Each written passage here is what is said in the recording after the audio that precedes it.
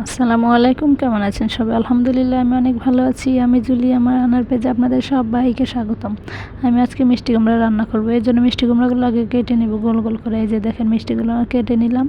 তো মিষ্টি কুমড়াটা দেখতে অনেক ভালো ছিল, খেতেও অনেক মজা ছিল।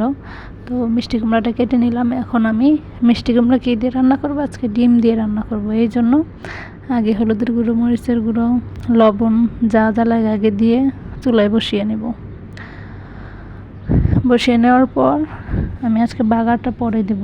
তো অনেকে তেলানি বলে, অনেকে বাগার বলে। তো বাগারটা আমি পরে দেব, তার জন্য বাসনা করবে, গ্রানটা অনেক সুন্দর আসবে। তো চুলায় বসিয়ে নিলাম। বসিয়ে নিয়ে ভালো করে নাড়াচাড়া করে একটু পরে আমি ঝোলের জন্য পানি দিয়ে দিব। একটু সময় কষিয়ে নিব, বেশি সময় আবার নিচে লেগে যাইতেছে বারবার। তো পানি দিয়ে দিলাম, ঝোলের জন্য পানি দিয়ে দিলাম।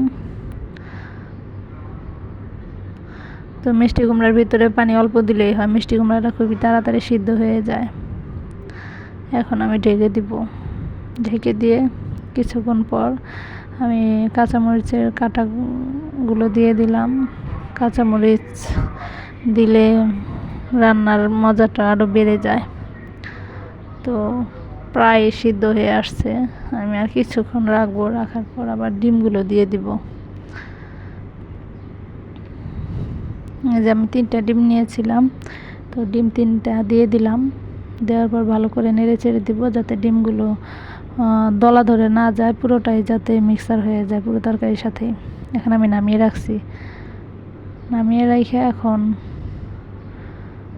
আমি বাগার দিব। বাগারের জন্য কড়াই দিছি। বাগারের জন্য শুধুমাত্র পেঁয়াজ দিয়ে দিব, রসুনও দিব না, শুধু পেঁয়াজ দিয়ে বাগার দিব।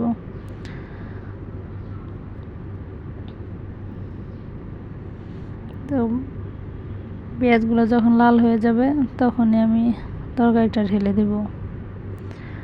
এত আস্তে আস্তে লাল হইতেছে। পেঁয়াজ ভাজাগুলো দেখতে অনেক সুন্দর লাগে। আগে মিষ্টি কুমড়া অনেক খাইতে পারতাম না, তো এখন মিষ্টি কুমড়া অনেক মোটামুটি ভালোই লাগে। তো কে কে মিষ্টি কুমড়া খাইতে পারতেন না বা কার কার পছন্দ অবশ্যই জানাবেন। এখন দিয়ে দিব, হয়ে গেছে। এখন আমি এখানে ঢেলে দিব। ঢেলে দেওয়ার পর প্রায় হয়ে গেছে। এখন সোমবার সোমবার গ্রান করবে, বাগার বাগার গ্রান করবে। তো আমি দেখতেছিলাম যে ভালোভাবে হয়েছে কিনা, ভালো করে নাড়াচাড়া করে দেখতেছিলাম। তো হয়ে গেছে, সুন্দর, কালারটা অনেক সুন্দর আসছে। আমি ভাবছি হয়তো বা ভালো লাগবে না, না অনেক ভালো লাগছে। কারা কারা এরকম ডিম ভেঙে দিয়ে তারপর খান অবশ্যই বলবেন। আগে এটা বেশি ভালো লাগতো না, এখন অনেক ভালো লাগে।